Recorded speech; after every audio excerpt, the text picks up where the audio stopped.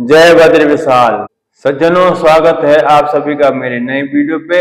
उससे पहले यदि अभी तक आपने मेरे इस चैनल को सब्सक्राइब नहीं किया है या फिर पहली बार आप मेरे चैनल पे हैं तो शीघ्र ही चैनल को सब्सक्राइब कीजिए एवं मेरे प्रत्येक नई वीडियो को सबसे पहले देखने का सौभाग्य प्राप्त कीजिए। सज्जनों, शुरू करते हैं आज की नई वीडियो। धर्मराज युधिष्ठिर कहने लगे, हे भगवान, मैं आपको कोटि कोटि नमस्कार करता हूँ। अब आप कृपा करके चैत्र शुक्ल पक्ष एकादशी का महात्म्य कहिए। श्री कृष्ण कहने लगे, हे धर्मराज, यही प्रश्न एक समय राजा दिलीप ने गुरु वशिष्ठ जी से किया था और जो समाधान उन्होंने किया वो सब मैं तुमसे कहता हूँ। प्राचीन काल में भोगीपुर नामक एक नगर था।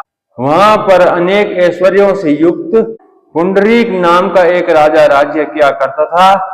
भोगीपुर नगर में अनेक अप्सरा, किन्नर और गंधर्व वास करते थे। उनमें से एक जगह ललिता और ललित नाम के दो स्त्री पुरुष अत्यंत वैभवशाली घर में निवास करते थे। उन दोनों में अत्यंत स्नेह था, यहाँ तक कि अलग अलग हो जाने पर दोनों व्याकुल हो जाते थे। एक समय पुंडरीक की सभा में अन्य गंधर्वों सहित ललित भी गान कर रहा था और गाते गाते उसको अपनी प्रिय ललिता का ध्यान आ गया और उसका स्वर भंग होने के कारण गाने का स्वरूप बिगड़ गया। ललित के मन के भाव को जानकर कारकोट नामक नाग ने पद भंग होने का कारण राजा से कह दिया। तब पुंडरीक ने क्रोध पूर्वक कहा, तू मेरे सामने गाता वह अपनी स्त्री का स्मरण कर रहा है, अतः तू कच्चा मांस और मनुष्यों को खाने वाला राक्षस बनकर अपने कर्म का फल भोग। पुंडरीक के श्राप से ललित उसी क्षण महाकाय विशाल राक्षस हो गया। उसका मुख अत्यंत भयंकर, नेत्र सूर्य चंद्रमा की भांति प्रदीप्त तथा मुख से अग्नि निकलने लगी। उसकी नाक पर्वत की कंदरा के समान विशाल हो गई और गर्दन पर्वत के समान लगने लगी। सिर के बाल पर्वतों पर खड़े वृक्षों के समान तथा भुजाएं अत्यंत लंबी हो गई। कुल मिलाकर उसका शरीर 8 योजन तक फैल गया। इस प्रकार से वह राक्षस होकर वह अनेक प्रकार के दुख भोगने लगा।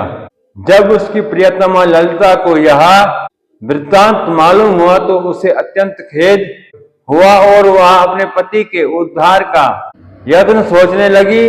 वह राक्षस अनेक प्रकार के घोर दुख सहता हुआ घने वनों में रहने लगा। उसकी स्त्री उसके पीछे पीछे जाती और विलाप करती रहती। एक बार ललिता अपने पति के पीछे घूमते घूमते विंध्याचल पर्वत पर गई, जहां पर श्रृंगी ऋषि का आश्रम था।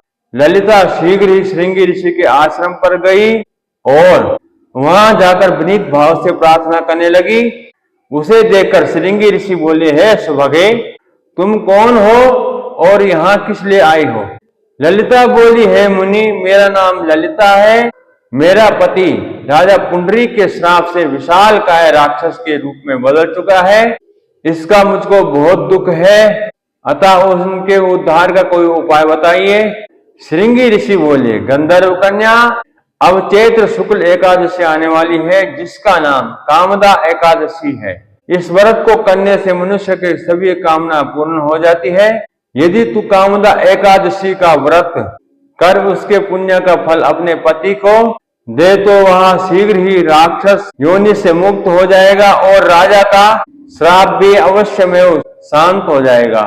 मुनि के ऐसे वचन सुनकर ललिता ने चैत्र शुक्ल एकादशी आने पर उसका व्रत किया और द्वादशी को ब्राह्मणों के सामने अपने व्रत का फल अपने पति को देती हुई भगवान से इस प्रकार प्रार्थना करने लगी, हे प्रभु, मैंने जो यह व्रत किया है इसका फल मेरे पतिदेव को प्राप्त हो जाए, जिससे वह राक्षस योनि से मुक्त हो जाए। एकादशी का फल देते ही उसका पति राक्षस योनि से मुक्त हुआ। फिर अनेक सुंदर वस्त्र आभूषणों से युक्त होकर ललिता के साथ विहार करने लगा। उसके पश्चात वे दोनों विमान में बैठकर स्वर्ग लोक की ओर चले गए।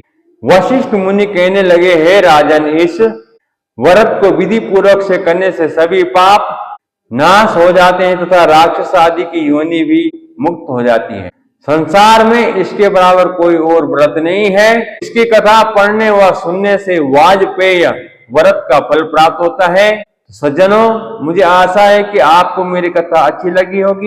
यदि कथा अच्छी लगी होगी तो लाइक अवश्य करना। साथ ही कोई त्रुटि रह गई हो अथवा प्रोत्साहन बढ़ाने के लिए कृपया कमेंट अवश्य करना और इस कथा को अधिक से अधिक शेयर करें ताकि अन्य भक्तों तक भी भगवान की कथा पहुंच सके। और यदि अभी तक आपने मेरे इस चैनल को सब्सक्राइब नहीं किया है तो बिना देर किए शीघ्र ही चैनल को सब्सक्राइब कीजिए एवं मेरी प्रत्येक नई वीडियो को सबसे पहले देखने का सौभाग्य प्राप्त कीजिए। सज्जनों, जुड़े रहे मेरे साथ मेरे इस चैनल पे। मिलेंगे शीघ्र नई वीडियो के साथ में। तब तक के लिए जय सिया राम, जय बद्री विशाल। भगवान आपकी कामना पूर्ण करे। आपने एकादशी की संपूर्ण कथा सुनी है, उसके लिए मैं आपका बहुत बहुत धन्यवाद करता हूँ। साथ ही आपका आभारी हूँ। जय श्री राम।